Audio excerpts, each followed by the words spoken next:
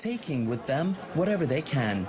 These people are leaving their hometown, possibly for good. Under a new deal with the Syrian regime, opposition fighters and their families will be granted a safe passage out in return for handing over their districts. I feel extremely sad. Our hearts are crying. Our hearts are crying. We are leaving our city. We are leaving the district we grew up in. Besieged by the regime forces for the past 3 years, many realized they had no other option. We have been for 6 months without bread, without food, without basic necessities, and no one has given us medicine. We wouldn't have left, but we had to because of the kids and women. These are the ones who have been most affected by the siege and the airstrikes and fighting. People here cannot be any more patient. Do you think anyone would willingly leave their homeland? Isn't it a shame that all these people are going to be displaced? At least 12,000 people are expected to leave the city over the next couple of weeks, making this the largest evacuation plan of its kind in Syria so far. And while many acknowledge the fall of the city, at least for now, they are still not ready to give up.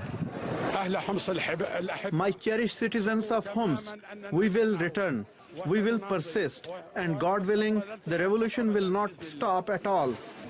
Once the birthplace of the Syrian revolution, this symbolic city will be ceded into the regime hands.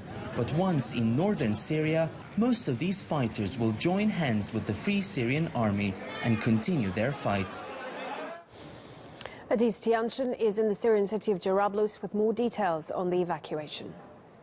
Around 100 buses loaded with some 1,500 rebel fighters and their families have finally arrived in the northern town of Al-Bab in the early hours of Sunday. The evacuation process started on Saturday, but it took a while for the first batch to arrive, and that's because another round of clashes erupted on one of the main roads between the regime forces and Daesh. And now that Daesh has been repelled from the area, the evacuation process continues smoothly, and several thousands of these people will be moved from the town of Al-Bab to several camps around the border town of Azaz, as well as here in Jarablus. We understand that a new camp is also being built just outside this town towards the city of Manbij with a capacity of 6,000, and several Turkish humanitarian agencies are providing relief to these people. We understand that the Turkish